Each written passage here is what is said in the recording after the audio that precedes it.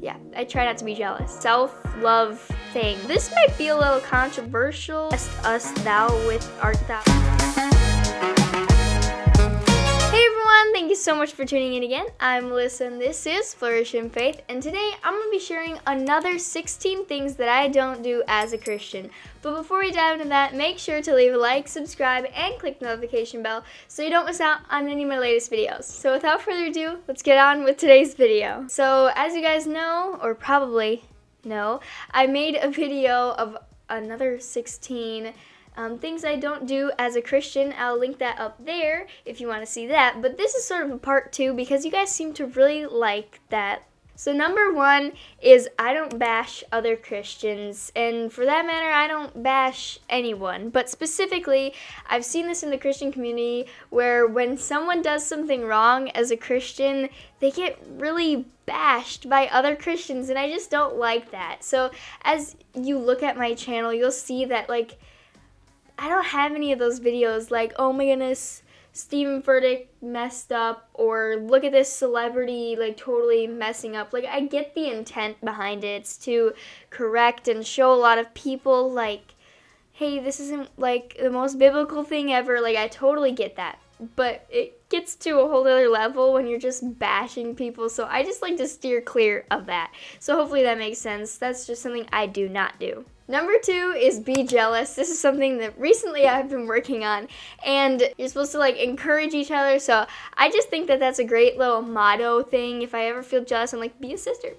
So yeah, I try not to be jealous. Number 3 is subscribe to the self-love thing. So this might be a little controversial. It's a misnomer when you say self-love because obviously as a Christian you're supposed to love yourself and have a lot of self-love.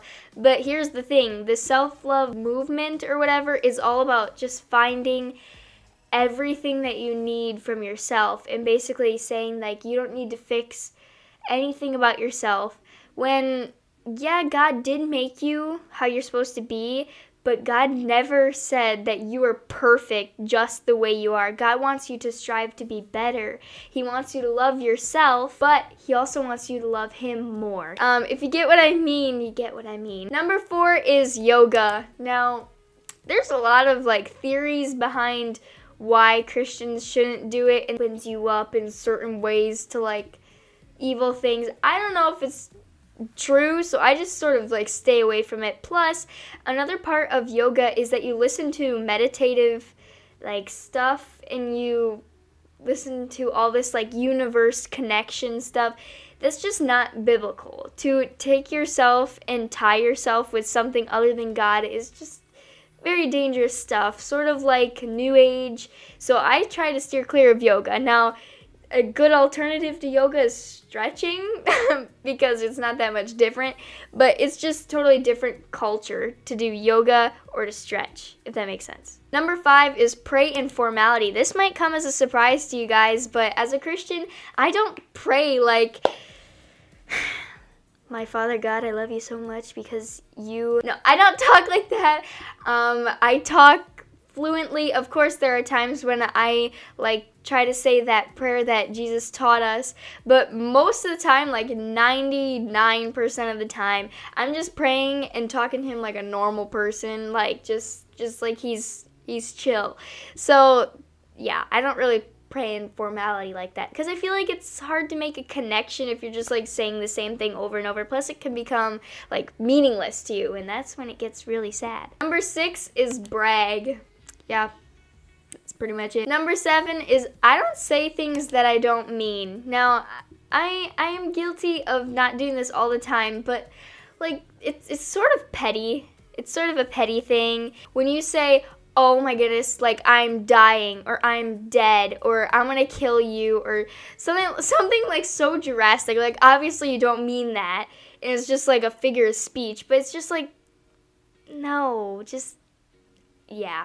I just don't do that. Number 8 is leave a bad situation unrepaired. So if you have ever like met someone and it was like a bad situation where they were like talking smack about you or something like that, I try not to leave a bad situation bad. So I usually try to like fix the situation. Fine, can we be friends? Can we be chill? So like if there's anything wrong in my life, I don't want that to be like a little burning fire somewhere in my life. I like all my fires to be put out and everyone to be on a good page with me if I can. Now, you might not be able to do this with certain people, and I obviously know, like, since I'm young, it's a lot easier, but if you're older or something, try your best to put out your fires and to try to be like on good terms with everybody, if that makes sense. Number 9 is pout.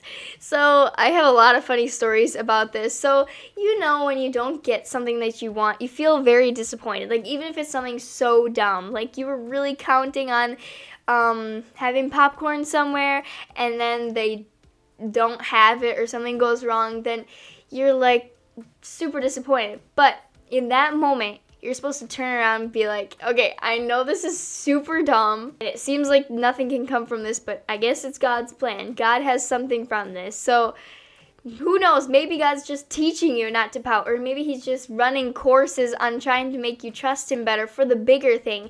So you never know. Just in those little situations where you're disappointed and you want to pout and you want to feel bad for yourself, just really try to trust God. That's what I'm trying to do. Number 10 is something very interesting. So as a Christian, I do not constantly think about the end times. There are a lot of Christians who constantly are like, oh my goodness, I saw this in the news. I'm going to connect to the end times.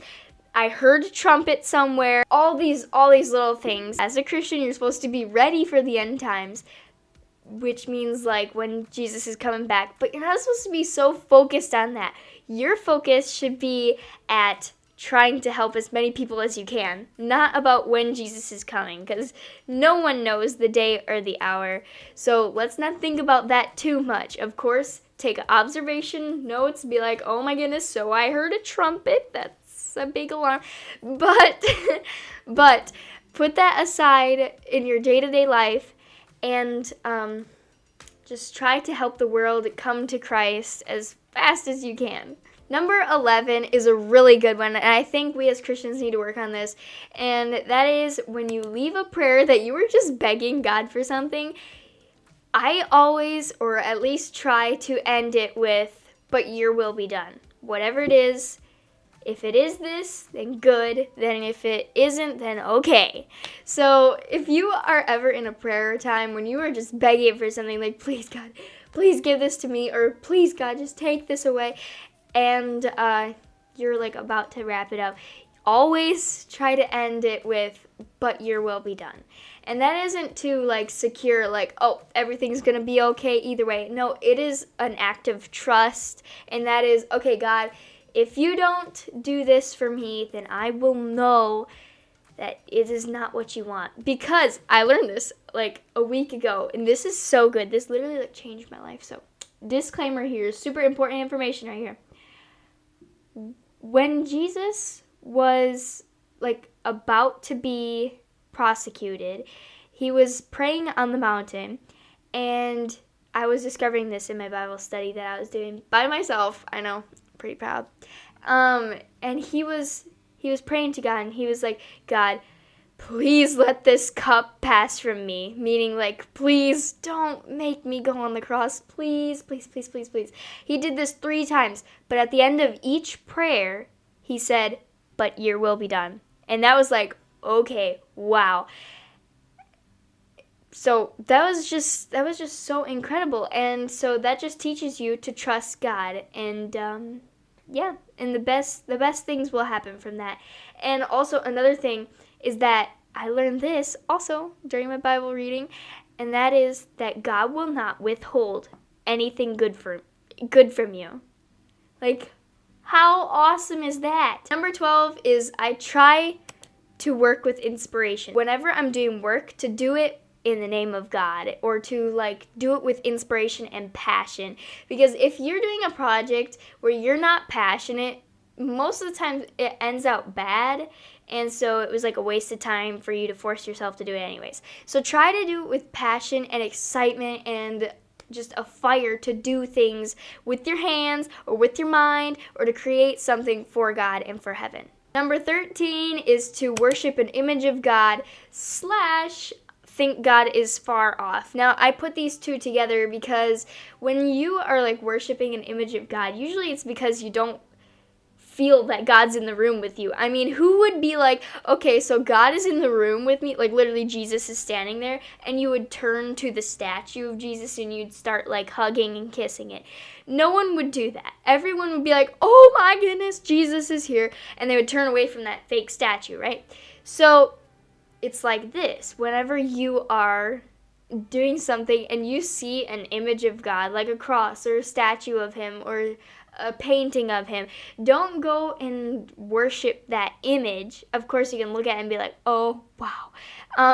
But know that God is always with you. So he's in your presence. It's not only when you're looking at him in a painting or a statue or something that he's there. He's always with you, and that is just so incredible. Number 14 is steal. Now, I know I'm basically like going through the commandments, like I don't say his name in vain, I don't steal, I don't murder. No, I'm just saying this because for all of you out there who are like, okay, well, like borrowing something forever, or if it's my friend or something, stealing is stealing, okay? I really try not to even steal the littlest things, like a piece of gum from my brother or something. Number 15 is, as a Christian, I try not to be unproductive, lazy, or get into funks, because these really affect my ability to like reach other people by being nice to them, by being helpful to other people, by sharing the gospel, anything, guys. Like this YouTube, if I was being unproductive, lazy, or in a funk,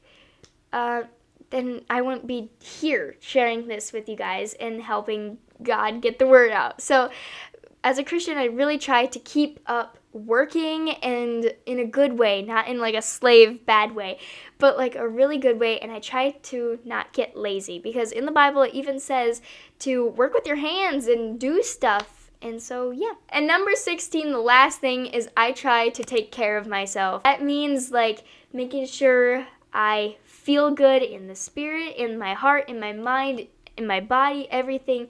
I need to take care of myself, because if I don't take care of myself, I can't take care of others. And so yeah, that's just all I have to say about that. So that was my list of 16 things I don't do as a Christian, but I did kind of just add things that like I do as a Christian. So just comment down below if you want like more in this series. I don't know if I can get more, or if you want me to do like 16 things I do as a Christian. Thank you guys so much for watching this video. If you enjoyed it, make sure to leave a like, subscribe, and click the notification bell so you don't miss out on any of my latest videos. So yeah, bye guys!